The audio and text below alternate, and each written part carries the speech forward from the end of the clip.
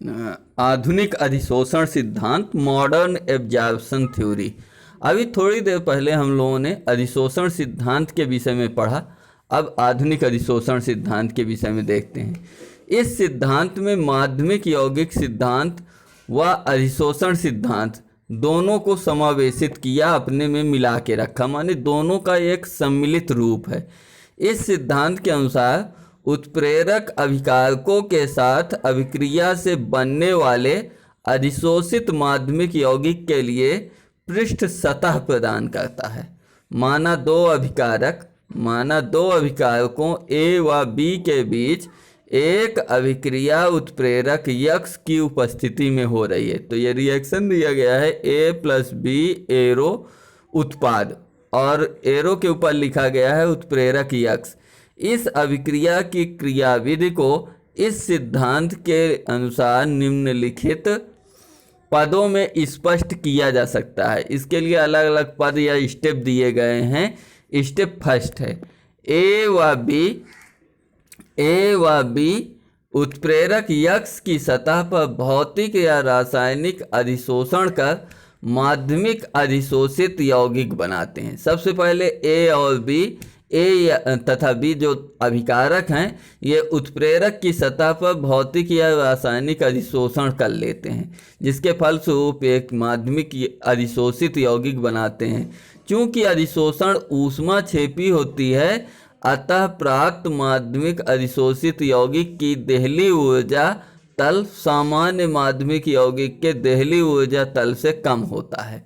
यानी कि सामान्य माध्यमिक यौगिक के देहली ऊर्जा तल से घट जाता है। तो इसके लिए रिएक्शन दिया है A+B माध्यमिक यौगिक बन जा रहा है, और जब A+B के साथ उत्प्रेरक भी है तो अधिशोषित सक्रिय माध्यमिक यौगिक बनता है, जिसके लिए डेल्टा H की वैल्यू -VE, मैंने एनर्जी जो थी, देहली ऊर्जा जो थी, उससे ऋणावेशित है या कुछ कम है। तो इसके पश्चात इसका स्टेप सेकंड देखते हैं, चरण सेकंड। अभिकारकों की तुलना में उच्च आंतरिक ऊर्जा के कारण, अभिकारकों की तुलना में आंतरिक ऊर्जा अधिक होने के कारण उत्प्रेरक की सतह पर बना अधिशोषित माध्यमिक सक्रिय यौगिक अस्थायी होता है। अधिक ऊर्जा के कारण जो माध्यमिक सक्रिय यौगिक है ये अस्थायी होता है। तो अस्थायी होता है तथा यह स्थायी उत्पाद में परिवर्तित हो जाता है, जो कुछ समय पश्चात स्थायी उत्पाद में परिवर्तित हो जाता है। उत्प्रेरक की सतह पर निम्न अभिक्रिया होती है। A और B, A+B जो हैं ये दोनों अभिकारक हैं। ये उत्प्रेरक यक्स के साथ जब क्रिया करते हैं तो A.B.यक्स, माने कि A B के साथ यक्स तीनों क्षीण बंध के साथ बंध जाता है। इस स्थिति में इस माध्यमिक यौगिक को कहा जाता है अधिशोषित माध्यमिक सक्रिय यौगिक, जो अस्थायी होता है। और इसके पश्चात क्या होता है कि यह शीघ्रता से अपघटित होकर के AB स्थायी उत्पाद और उत्प्रेरक को मुक्त कर देता है। तो इस प्रकार से इतने स्टेप होते हैं। ये आपका उत्प्रेरक की सक्रियण ऊर्जा का प्रभाव, ये रिएक्टेंट की एक्टिविटी है। रिएक्टेंट अभिकारक है, स्टार्टिंग में इतनी देहली ऊर्जा इसकी होती है, और जब ये इतनी देहली ऊर्जा को क्रॉस करता है तभी जाकर के उत्पाद यहाँ पर प्रोडक्ट बनता है।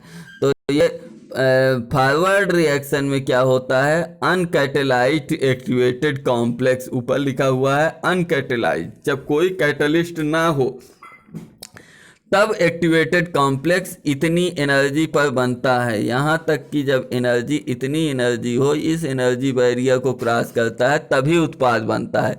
जबकि कैटेलाइज्ड एक्टिवेटेड कॉम्प्लेक्स इतनी सी ET2 एनर्जी पर ही एक्टिवेट हो जाता है। और ये पोटेंशियल एनर्जी बैरियर है, यानी कि एनर्जी का ग्राफ है, ये टाइम का ग्राफ है। टाइम इधर की ओर बढ़ रहा है, तो इसके आगे की बातें स्टेप अगला देख लेते हैं। स्टेप थर्ड में क्या होता है, चित्र से स्पष्ट है कि उत्प्रेरक की उपस्थिति में, चित्र जो पिछला आपने देखा, उत्प्रेरक की उपस्थिति में माध्यमिक यौगिक बनने के लिए देहली ऊर्जा का मान कम होता है। फलस्वरूप उत्प्रेरक की उपस्थिति में सक्रियण ऊर्जा भी कम हो जाती है। इस प्रकार अभिकारकों के वे अणु जो भी जो उत्प्रेरक की अनुपस्थिति में देहली ऊर्जा तक को पार न कर पाने के कारण निष्क्रिय थे, उत्प्रेरक की उपस्थिति में सक्रिय हो जाते हैं। उत्प्रेरक जब पाते हैं तो सक्रिय हो जाते हैं जो निष्क्रिय थे। इससे क्रिया करने वाले अणुओं की संख्या बढ़ जाती है, फलस्वरूप क्रिया करने वालों की संख्या बढ़ जाती है, कम ऊर्जा वाले भी आ जाते हैं उसमें, तथा अभिक्रिया का वेग बढ़ जाता है। अतः स्पष्ट है कि अधिशोषण सिद्धांत जितना अधिक होगा, अधिशोषण जितना अधिक होगा, अभिक्रिया की गति भी उतनी ही अधिक होगी। ये हुआ अधिशोषण सिद्धांत, मॉडर्न अधिशोषण सिद्धांत, आधुनिक अधिशोषण सिद्धांत, जिसकी बातें समाप्त होती हैं। और यहाँ पर चित्र के नीचे ये दिया हुआ था, सक्रियण ऊर्जा बराबर देहली ऊर्जा माइनस संघट्ट करने वाले अणुओं की संख्या। संघट्ट करने वाले यानी कि कोलाइज्ड हो जाने वाले, टकराने वाले अणुओं की संख्या कितनी है, जितनी देहली ऊर्जा थी उससे संघट्ट के पश्चात ऊर्जा जो है उसको घटा देंगे। तथा अभिक्रिया की ऊष्मा, अभिक्रिया होने के लिए अग्रिम अभिक्रिया की सक्रियण ऊर्जा माइनस पश्च अभिक्रिया की सक्रियण ऊर्जा को घटा देने पर अभिक्रिया की ऊष्मा हमें प्राप्त हो जाती है। ये दो फार्मूले हैं जो आवश्यकता पड़ सकती है कभी। तो आज के टॉपिक में यहीं तक, मिलते हैं अगले टर्न पर, तब तक के लिए जय हिंद।